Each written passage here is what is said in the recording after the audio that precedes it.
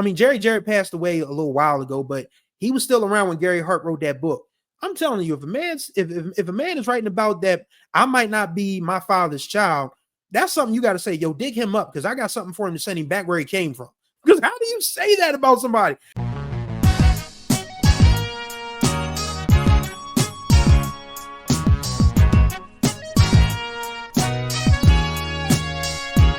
What's going on, everybody? Welcome to a brand new edition of the Chris 2 Cents podcast by a writer, Chris Stevens, who's going to talk about his 2 cents with common sense. Hopefully you all are doing well out there. Thank you for everybody who responded to the last video. Shouts out to my guy, Dr. Rick. Greatly appreciate his kind words.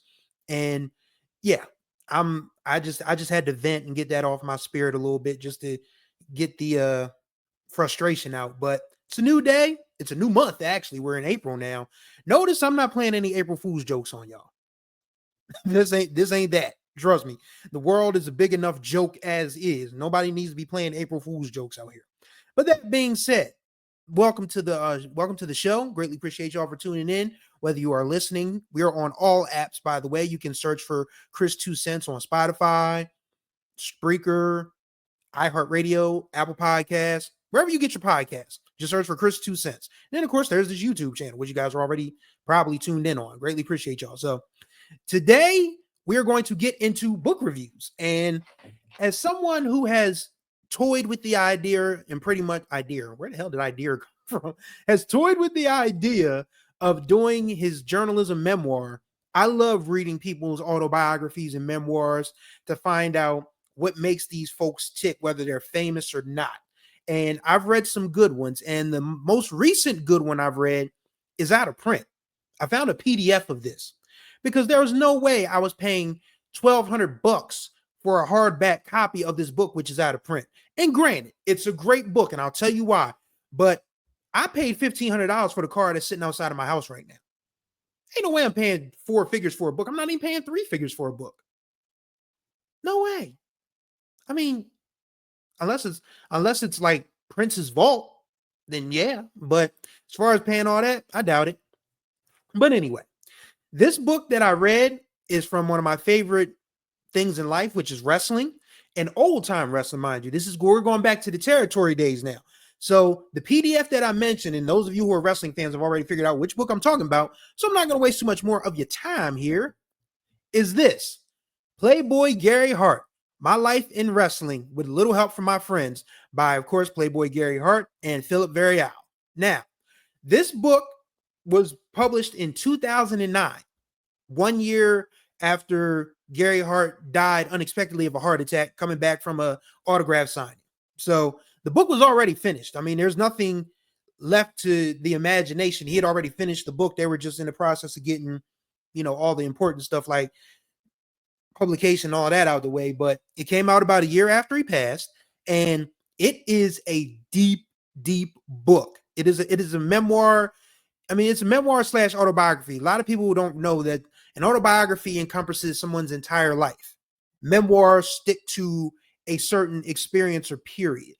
So there's personal stuff in there from Playboy Gary Hart about how he grew up, his how he tried to give his kids a better life than he had and all of that stuff. But wrestling is the conduit for it all. And it's a great, great book. So be prepared to read. Let me get myself back on full screen here. So be prepared to read. It is a deep book. It's literally well over 400 pages. And it starts from his teenage years. First of all, quick little biography of Playboy Gary Hart. His given name was Gary Richard Williams. He was born in 1942 in Indiana, grew up on the south side of Chicago, started wrestling at 18 years old. He was actually mixed in with a bunch of, number runners in the Chicago Mafia, and Chicago Mafia had ties to wrestling at the time. So that's how he got his foot in the door, hustling. I mean, Gary Hart pretty much was a hustler. So he came up with the name Gary Hart because he just thought it sounded cool and it reminded him of someone who had a deep personal relationship to his family. And he started wrestling in 1960.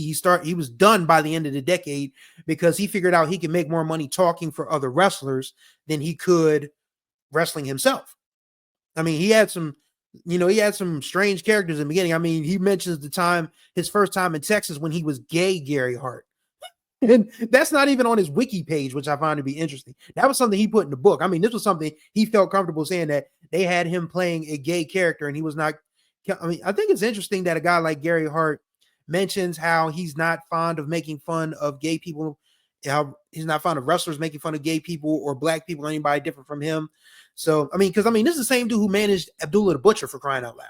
He also managed the Great Kabuki. I mean, he created the Great Kabuki. So, I mean, he had experience working with people that were not white. So, Gary Hart was a real one. Rest in peace to him. But back to the, his quick little bio. Once he started making money as a manager, he got into the booking side of things. He became best known as the booker for the Dallas territory, which of course we know as World Class Championship Wrestling. And this is the home of the Von Erichs, the Freebirds, Bruiser Brody, Gentleman Chris Adams, Gorgeous Gino Hernandez. They even debuted a young redneck in a mask from Houston, Texas, named Mark Calloway. Of course, we know him better as The Undertaker. So the Dallas territory, World Class Championship Wrestling in the Sportatorium, it's still something that harbors a lot of good memories for Texans of a certain age, Dallas Texans of a certain age.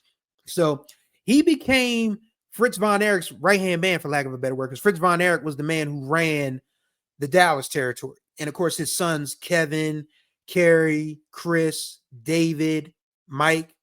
There was another Von Erich that was like a fake Von Erich. So it was like real weird. It was Lance. It was Lance Von Erich. Lance Von Erich was the weirdest thing ever. Lance Von Erich was not a Von Erich. I mean, the Von Erich's name wasn't even a Von Erich. I mean, their last names were the Atkinsons. And Fritz Von Erich was Jack Atkinson Sr.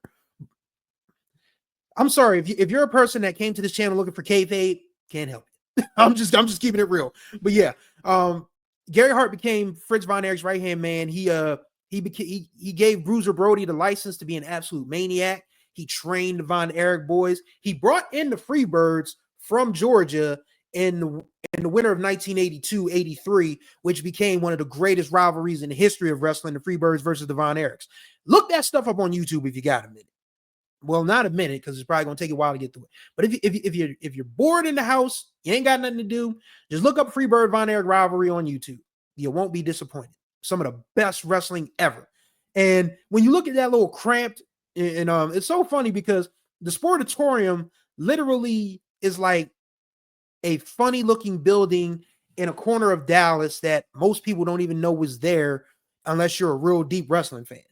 I mean, and people in Texas went there all the time in the 60s, 70s, and 80s and so on. But Playboy Gary Hart's role in that was as the booker. Now, what a booker does is creates the characters, creates the storylines. Who's going to be the champion? How do we get to this conclusion? How do we boost this talent? How do we need to get rid of this motherfucker if he's not living up to expectations? I mean, the booker is pretty much like, I guess you would call him the producer.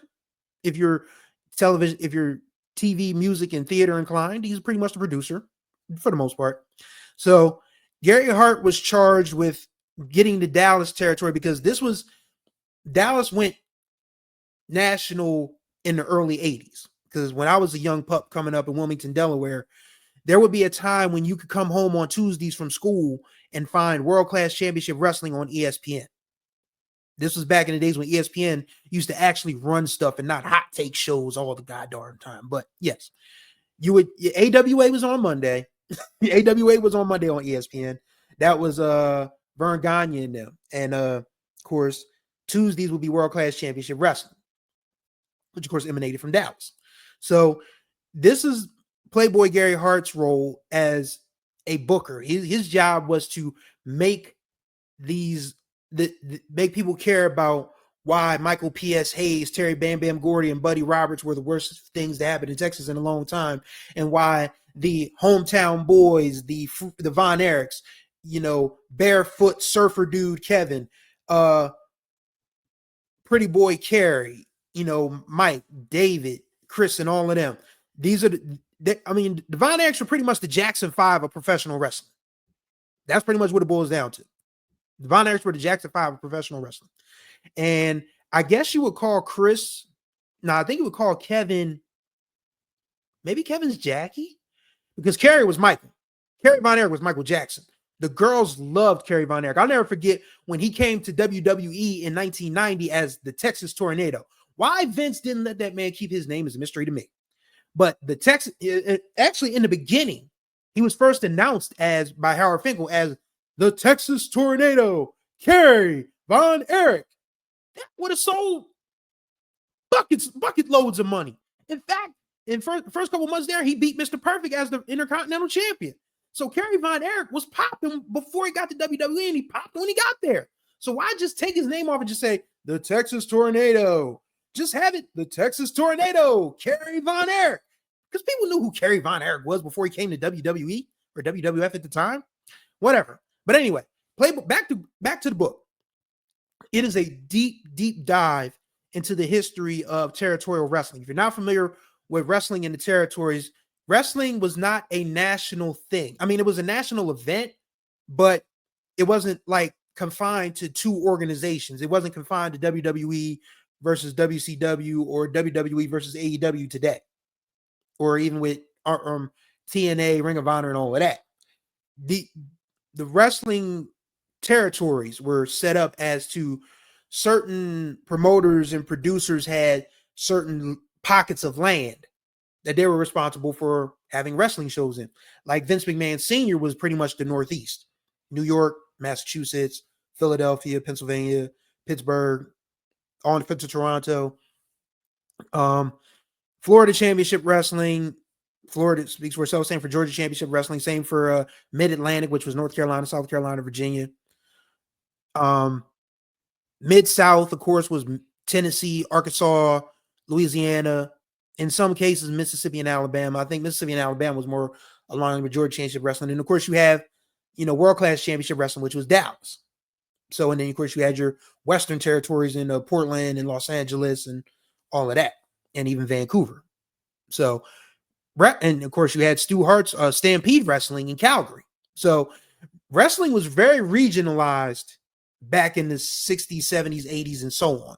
Well, until the middle of the 80s when Vince McMahon Jr., Vince II, however he wants to refer to himself, bought WWE and just started snatching talent from everywhere. So it was just like, all right, territory's dead by the time we get to the 90s. But Playboy Gary Hart was Fritz Von Erich's right-hand man in Dallas. And you learned a lot in that book about how much it costs to book talent, how much it costs to put on a television show, because remind you, this is the early 80s. Television wasn't as omniscient as it is now. I mean, cable, now that we moved into the streaming era, you can pretty much stream whatever the hell you want. But back in the 1980s, it wasn't just that easy to say, okay, we want to put on a wrestling show that can be seen not just in Dallas, but let's say New Orleans or Alexandria, Louisiana, or Tulsa, Oklahoma, or even West Texas and Arkansas and all of that. It costs money. Like you literally had to book the arenas or the gyms as work, because they were still wrestling in high school gyms and auditoriums in the early 80s.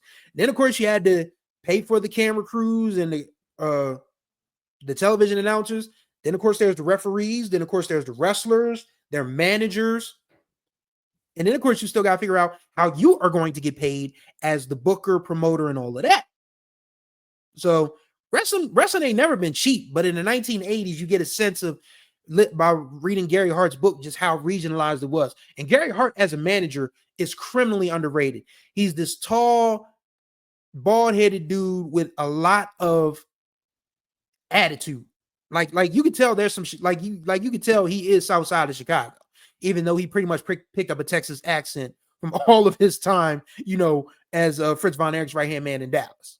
But you could tell that Gary Hart was just like a stone cold gangster. Make no mistake about it. Like, this is the same dude who had I think it was the missing link he sliced up in the locker room. It was some wrestler who put his hands on him and had him like choked up, and Gary Hart took out his switchblade and just started slashing him. And dude ran for his life. He was calling for God, getting out of that locker room, blood dripping everywhere. And then of course someone else tries to come into his office later on, says, I saw what you did. And Gary Hart pulls his knife back out and says, you can get the same thing. Like, Gary Hart was hardcore, man. Make no mistake about it. But just reading the book, you learned a lot, like, about wrestlers that you may not have known about, especially me, as someone who didn't really start researching the history of wrestling until later on in life. Like when I found out about the spoiler, the late Don Jardine, how he taught the Undertaker that whole walking across the rope thing. No Undertaker calls it old school because he learned it from a Canadian wrestler who made his name in the Southern Territories of the United States and Australia in the 60s and 70s. And I went and looked at a spoiler match after reading this. And yeah, the spoiler literally, because he was wearing a mask at the time, that's why he didn't go by his given name, Don Jardine. But the spoiler literally would just do the same thing the Undertaker does. But only thing is, Taker is the twist on it. Taker would twist the guy's arm, climb up the ropes, walk across, still have a hold of the guy's arm, and bam, drop him across the head. Don Jardine, the spoiler, he would just go up on the rope, walk across, and then hit a dude with a clothesline or an elbow. So, Taker kind of made it his own, but you could see where he got it from because the spoiler did it, and it was just like, and he wasn't a small man. This dude was about 6'4", 6'5", 280 pounds. So when you think about that in terms of 1960s, 1970s, early 1980s wrestling, big ass dude like that walking across the rope had to freak people out. Like, yo, what is this? Then you add to a few years later, this 6'8", 6'9", 270 pound dude from Texas who was playing a ghost, for lack of a better word. he starts walking across the rope, and it's like, oh, you gasp. So it's a fun read. It's absolutely a fun read. You learn a lot about territorial wrestling. You learn about Gary Hart's relationships and how he felt about other people. Like, he had all the smoke for Jerry Jarrett, who, of course, the late Jerry Jarrett, who was Jeff Jarrett's father. And he talks about how Jerry Jarrett might not be legitimate. And I'm not talking about in the wrestling sense. I'm talking about he might be someone else's son or something like that. Jerry Jarrett passed away a little while ago, but he was still around when Gary Hart wrote that book. I'm telling you, if a man is writing about that, I might not be my father's child, that's something you got to say, yo, dig him up, because I got something for him to send him back where he came from. Because how do you say that about somebody? Yeah, you can hate somebody, but how you want to say that, you might be somebody's bastard child? It's like, wow, that's a lot of heat. That's a lot of heat. But Gary Hart was just speaking his piece in written form. You learned, he's one of the few people in the wrestling business who went his whole career, for the most part, without any association with WWE or WWF. He talks about he was there for one day. He was supposed to meet Vince McMahon in DC somewhere, and he got stood up and he got pissed off and got back on the plane and went back to, I think it was either Dallas or Georgia at the time. And he was just like, I don't want no parts of it. So he's one of those few people whose career exists, for the most part, entirely outside of the WWE, WWF spectrum. So that's something else that should draw you in. It's a great read. Is it the best wrestling memoir? I'm not comfortable saying that, because I have a few others to read. I've read Mick Foley's Have a Nice Day front to back. Still got to read Ric Flair's. I may read Hogan's. I don't know if I want to read Hogan's, because I don't want to get my nigger fingers on his book, because I'm not 8 foot tall basketball player. I can't date his daughter. But I've read The Rock Says, but of course, that was back when he was young. That book was 25 years ago. So was Foley's, but Foley had a greater story to tell. Mick Foley's Have a Nice Day is probably, just from a storytelling perspective, one of the best autobiographies ever written. But I'm confident in saying that Playboy Gary Hart's is probably among the top wrestling memoirs to ever be written. It grabs you. Like, how a good book, whether it's fiction or not, you feel like you're there.